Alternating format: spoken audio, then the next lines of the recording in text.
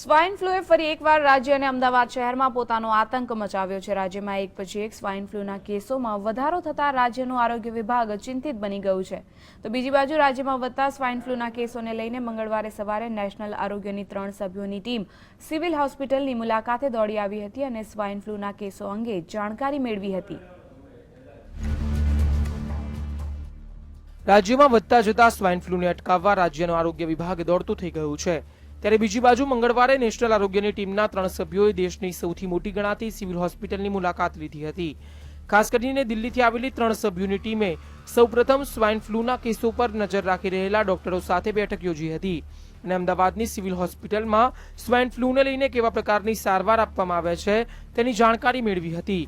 દિલ્હીથી આવેલી 3 સભ્યોની ટીમે સિવિલ હોસ્પિટલમાં મંગળવારથી પ્રારંભ કરેલી પ્રથમ સ્વાઇન ફ્લુની ઓપીડીની મુલાકાત લીધી હતી અને ત્યારબાદ ડી બ્લોકના ચોથા માળે રહેલા આઇસોલેશન વોર્ડ અને તેમાં સારવાર લઈ રહેલા સ્વાઇન ફ્લુના દર્દીઓની મુલાકાત લીધી હતી।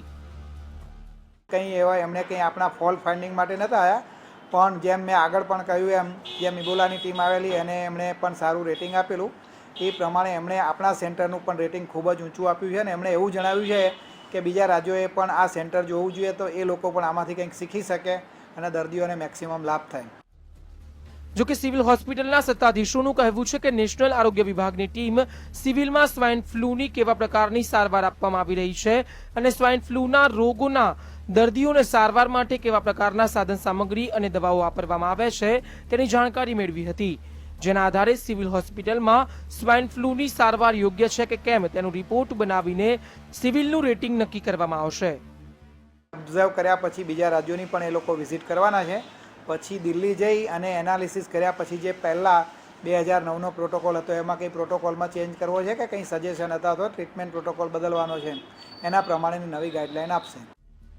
દિલ્હીથી આવેલી નેશનલ આરોગ્યની ટીમ 3 દિવસ સુધી ગુજરાતમાં રોકાણ કરીને સ્વાઇન ફ્લુની સારવાર કરતી ખાનગી અને સરકારી હોસ્પિટલની મુલાકાત લેશે અને દર્દીઓને કેવા પ્રકારની સારવાર આપવામાં આવી રહી છે તેની જાણકારી મેળવશે। તદુપરાંત આ ટીમ કચ્છની મુલાકાત લેશે અને કચ્છમાં જે જગ્યાએ પ્રથમ સ્વાઇન ફ્લુનો કેસ સામે આવ્યો હતો તે જગ્યાએ જશે। ત્યારબાદ ગાંધીનગર ખાતે પરત આવીને રાજ્યના આરોગ્ય વિભાગના અધિકારીઓ સાથે મુલાકાત કરીને સ્વાઇન ફ્લુના કેસોને રોકવા માટે કેવા પ્રકારના પગલાં ભરવામાં આવી રહ્યા છે તે મુદ્દે જાણકારી મેળવશે। ત્યાર પછી આ ટીમ દિલ્હી ખાતે રવાના થઈને સમગ્ર સ્વાઇન ફ્લુ મુદ્દે એનાલિસિસ કરીને વર્ષ 2009માં તૈયાર કરાયેલા મેડિકલ પ્રોટોકોલ પ્રમાણે કેવા પ્રકારની સારવાર ચાલી રહી છે તેની ચકાસણી કરીને મેડિકલ પ્રોટોકોલની ગાઈડલાઈનમાં ફેરફાર કરવો કે નહીં તે મામલે નિર્ણય કરશે। કેમેરામેન વસંત સાથે મલ્હાર વોરા, GSTV